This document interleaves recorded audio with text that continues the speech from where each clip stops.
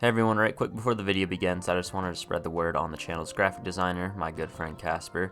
He's launched his own Twitter account and is taking work from anybody that needs any graphic design, whether it be thumbnails, logos, etc. He's made the channel's thumbnails for the past year as well as the new channel logo. If you are interested in his work or just want to support, his link to his Twitter is down below and I highly recommend everyone check out his page. There's a lot of pieces to the puzzle on the channel, and that picture would never be complete without his help. He does incredible work, and he's an amazing guy as well. He doesn't do any AI work in a time where that's all too common, so again, I recommend you check out his page, link down below. And now with that, on with the video.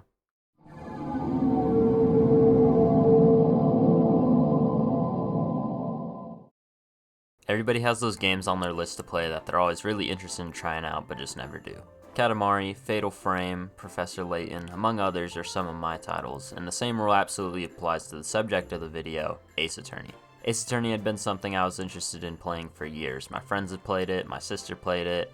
I had heard how amazing these games were, but never played one. That was until the start of 2025. In February, I decided to begin playing Phoenix Wright Ace Attorney, and beat the game. In doing this, I also realized this would be one of the greatest game experiences I've ever had. In today's video, I would like to dive into Ace Attorney, both for a retrospective and my thoughts on it as I just recently played it for the first time. Before I can get into the game and what I thought about it, I first have to give the game's history. Ace Attorney is a series of visual novel adventure games published by Capcom. The first game, which is the game I'm talking about in this video, was released all the way back in 2001 on the Game Boy Advance, but was only available in Japan before being ported to the DS in 2005, across North America, Japan, and Europe.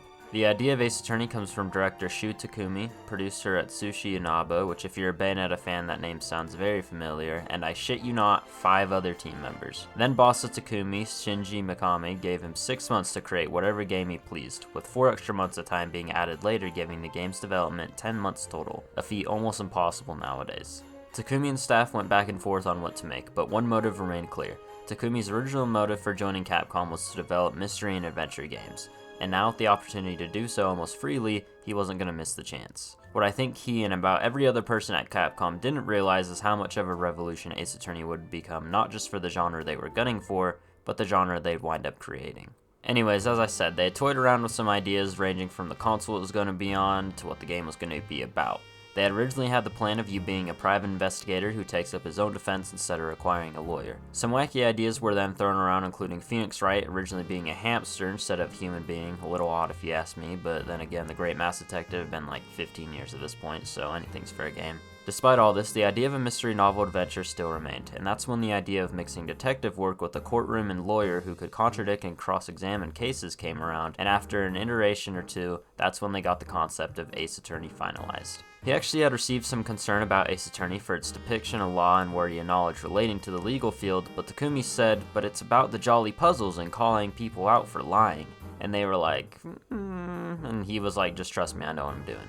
This is all completely totally true. I didn't lie a single bit. As far as the console to release it on goes, the game was actually originally going to be released on the Game Boy Color, but after having seen footage of Mega Man Battle Network, they thought putting it on Game Boy Advance would have fit the game a lot better, and I'd have to say they were completely correct on that. And after they developed and released the games, producer Inaba enjoyed it so much that he requested 2 more games, making it a trilogy, but we're getting ahead of ourselves. Let's focus back to the first game here. Now as for what Ace Attorney is about, you follow Phoenix Wright, at least for the first 3 titles. A rookie defense attorney who has the task of proving his clients not guilty. This is done so through the court in which he'll provide evidence, cross-examine testimonies, and do a whole lot of OBJECTION! Other important characters include Mia Fey, your boss for a whole 5 minutes before she gets written off, her sister Maya Fey, who accompanies you throughout the majority of the game and is my personal goat, Prosecutor Miles Edgeworth, who you'll see pretty much the entire way through after the first chapter going up against him, and Detective Gumshoe, a clumsy and forgetful man you can't help but feel sorry for in love. I'll get into the story later on so you can see what it's about, but it's not a hard concept in the slightest, which makes the game so enjoyable. Not only had I been interested in law and debating prior to playing this game, I'm on Twitter and Discord every day, having evidence and arguing is almost required.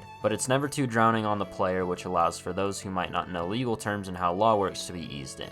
This was largely Takumi's strategy with developing the game, wanting for anybody, even his mother, to be able to play the game. That's essentially the gist of Ace Attorney, but there's one major important part to this. That's right, it's me, all my experience prior. You see, I wasn't too familiar with Ace Attorney growing up. I had never known what the games were about, and I hadn't grown up with the games either. My mom, when I was younger, had played Professor Layton, so that was the only game like this I had known of. My first experience with Ace Attorney, more specifically Phoenix Wright, came from Marvel vs. Capcom. Marvel vs. Capcom 3. This was a game I did grow up playing, and I do remember him in the game, but only for one reason. It wasn't because of the nice suit and hair or the funny dialogue. It was because he fucking sucked. In a way, it was sort of fitting to the character, but I just remember him being very... you get the point. So that was my first introduction to Ace Attorney, but it wasn't ever something I thought of. In fact, I didn't even bother to know what game he was from growing up. Then many years later, I get onto the internet and begin to meet people. One of these people being my friend Casper, or the guy I was talking about in the first few seconds of the video. Great man. He's played a variety of games, but the one series I'd associate with him the most, and the one that would be one of his personal favorites, would be Ace Attorney. Again, from earlier, I'd also get really into studying law and debating regularly. Mix that in with my sister also having played and beat Ace Attorney, as well as owning the game on Steam, as well as seeing every single presentation feature some kind of Ace Attorney collection get localized, and before you knew it, Ace Attorney fell into my lap. A goal of 2025 for mine, albeit small, was to try new games that had long been on my list of interests, so I finally decided to play Ace Attorney, and let me tell you, I was glued in from the opening minutes. I can truly say this game captivated me and caused me to fall in love with it. I made a favorite games of all time video a few months back, and that video is completely outdated just a few months later, and this game was one of those reasons. But with all this praise, how did I fall in love with it? That's what I'm about to tell you, but this time I'd like to do things a little differently. In my Bayonetta 3 video, I tried a format of explaining the story as well as my thoughts and memories with it as the story progressed, and I'd like to do that here, only as this is the first time I'm playing the game, I have no memories with it, so instead I'll use that slot to explain what made the game work for me as well as various mechanics. But anyways, here's Ace Attorney, as well as how and why I fell in love with it. So Ace Attorney's introduction chapter introduces us to the main character, Phoenix Wright, a rookie defense attorney newly hired to Fay & Co. offices. Your first case is representing your old childhood friend Larry Butts, who is accused of murdering his girlfriend Sydney Sum. This chapter also introduces Mia Fey, who's your mentor and the head of Fay & Co. offices. Together, you two team up to reveal eyewitness Frank Sawit as the murderer, declaring Larry Butts as not guilty in the process. Now for what I love off the bat, the characters. There's many more coming in the game, but the writing, animations, and designs are all so well done. It comes off immediately that Phoenix Wright is a likable guy, someone you want to root for. Mia plays the role of mentor really well while also serving as a great guide for a new player. Even the side characters like Larry Butts, the judge, and more are really easy to get invested in. Again, there's plenty more to get to with the characters, and I'll cover my favorites when we get there, but just know the characters are very well done. Anyway, the next thing I should highlight is the core gameplay, which is the trials themselves. I absolutely adore these. It's incredibly simple. You don't fight anyone, you don't do any turn-based action, nothing like that. Instead, your gameplay loop consists of hearing a witness testimony, cross-examining, and presenting evidence with the occasional prompt on the screen when required. Despite this being simple, it never gets old and is instead dependent on your brain power and reasoning skills. Whether it's finding a statement that doesn't match or using the correct piece of evidence, cracking down on the witness is always done so well. As the game goes on, it will get harder naturally, but for now the first chapter serves as a great introduction to what you're doing and who you and the others around you are. Then we get to chapter 2. We get our first real plot twist of the game. A cutscene plays revealing the murder of your mentor Mia Fey, with her sister Maya being accused of the crime. This is also where we get introduced to my favorite part of the game, Maya and Phoenix Wright. The dynamic of these two characters is so good. Maya's an optimistic, kind, and helpful character, while Wright serves to be the easygoing, eccentric character. The best part is that they truly are loyal to one another. Of course they make fun of one another, but they bounce off of it so well, not only in this chapter, but as we'll also see it in the other chapters, as our reward for declaring Maya innocent is her serving as our assistant for the remainder of the game. One major thing to her character is that she's what's known as a spirit medium, meaning she can communicate with the dead, which helps us get in touch with Mia both in this chapter and in moments for the rest of the game. Now this chapter isn't all about this, as there's also an introduction to the other gameplay segment and has two key characters we'll see throughout the rest of the game. As for gameplay, it's the evidence proportion. You'll travel from location to location, gathering evidence on each case you work on, whether it's from people you talk to or things you'll find from the surroundings around you. This is honestly my only gripe with the game. It has its fun moments, but has an equal amount of times when you wish for it to get over with. You'll go back and forth on locations, and it can be quite a bit of a drag depending on which part it is, but it's never enough to make you want to quit, and the aforementioned trials always come after these. Now for characters, it's Prosecutor Miles Edgeworth and Detective Dick Gumshoe. As for Miles, he was your old childhood friend in school whose dream was to be a defense attorney just like his dad before the DL6 incident occurred. After that, he turned to being a prosecutor, and as you can imagine, he's the prosecutor we face for a majority of the the rest of the game. He's a hard egg to crack, and he's willing to do anything to get a win on you. He's a very sharp man, someone who's professional and dedicated to his craft. Miles' character is something I'll get back to in Chapter 4, as it's at its most highlighted there due to how much it changes from this description, but we'll get there soon. Then with Detective Gumshoe, he's the homicide detective of the police department, and while comes off as lousy and forgetful, is also charming, especially later in the game. He has a lot of loyalty to Edgeworth, which plays off really well in Chapters 4 and 5, but as I said earlier, we wind up defeating Edgeworth, handing him his first loss in his career as a result, and freeing Maya in the process, and declaring a man named Red White, interesting name, as the murderer. The witnesses in the first 2 chapters aren't anything to write home about, but that changes in the 3rd chapter. Chapter 3 is about the Steel Samurai, the game's hit TV show in their universe. The lead actor of the Samurai, Will Powers, is accused of killing star Jack Hammer during a break in rehearsal. Nothing changes in the gameplay loop except for the evidence you're finding is greater and more prolonged, but in this chapter it doesn't feel overdone ever. There's also new characters you'll get introduced to, most notably my 3rd favorite in the game, Dee Vasquez. Dee ends up being the one who's guilty, but not without a twist. First I'll talk about her and her design wise. She's by far my favorite looking character. Probably not an unpopular opinion, but she's stunning. Her design is literally just like, damn man. I've always never been a big fan of liking fictional characters in that kind of way, but I guess everyone has that one character that gets them to jump to that side, and this one might be mine. She's fine though. As for her character, she's very monotone and calm, usually giving very little to an answer and leaving you to find the rest. I just adore her. She reminds me of, well, me, I guess. Just without the killing part, that's a bit crazy for me. But her overall relaxation and monotone vibe is something I feel heavy, so shout out to her. The other part I like to her is the twist I had mentioned earlier. So she gets arrested as she technically kills Jack Hammer, but it's revealed that the motive is a bit switched. Jack Hammer turns out to have been the one who had the plan to kill Dee Vasquez for blackmailing him for a murder on a set years ago. With him donning the Steel Samurai outfit for the killing, he would have then been able to frame Will Powers for the killing, though Vasquez kills him in an act of self-defense. It was a really well done twist that, while the guilty verdict never changes, makes you question if it's fully just. There's other characters too, like Cody Hackins, a young boy who sneaks on set of Steel Samurai, Wendy Olbag, the security guard, among others. But it's really Vasquez who's the star of this chapter. But then Chapter 4 throws you another plot twist. Miles Edgeworth, who is the prosecutor you go against in Chapters 2 and 3, is the one accused of murder in this chapter.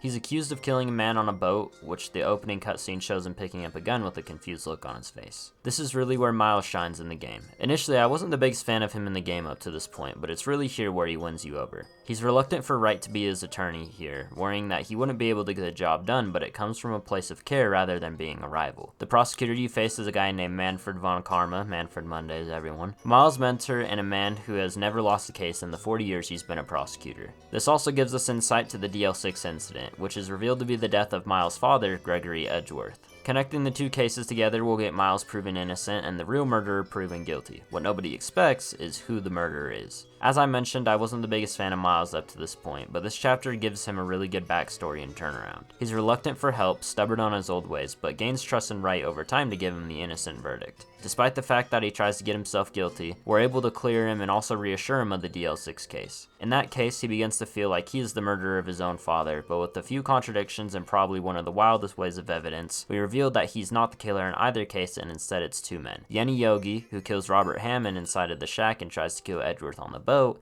and prosecutor Manfred von Karma, who was the killer of Gregory Edgeworth from the outside of the elevator. Each man had a reason. Yogi wished to kill Hammond and Edgeworth for ruining his life previously in the DL6 case. They deemed him mentally incompetent and outcasted him from the world. Karma, on the other hand, wanted to kill Edgeworth's father for having given him the only stain on his perfect 40-year career. It has drama, a good ending, Miles becoming the GOAT, furthers Maya and Wright's partnership. It's all great. After a nice ending picture with the cast, this is where Phoenix Wright, Ace Attorney ends. Objection! Almost. If you were playing the GBA version of the game, then that is where the game would end. However, for versions from the DS onward, the game has a bonus 5th chapter, and this is where the game shines hardest. The Edgeworth chapter is really good and a fitting end to the game, but it's this 5th chapter that really solidifies the game as one of the best of all time, as well as describes my favorite part of the game. Now with this, I should mention that this is the longest chapter in Ace Attorney's history at around 9 hours, so a deep dive into this specific chapter wouldn't flow well with this video. Or that I wasn't prepared to sit through 20 minutes of audio, either side works. But no, in all seriousness, I feel like this chapter does the best job at making Ace Attorney the special experience it is. So here's a summary of the chapter. The chapter is all about defending Lana Skye, the chief prosecutor of the region, or in this case, Edgeworth's then boss. She's accused of murdering a detective within the police department named Bruce Goodman. What's different to this case from the others is 2 things.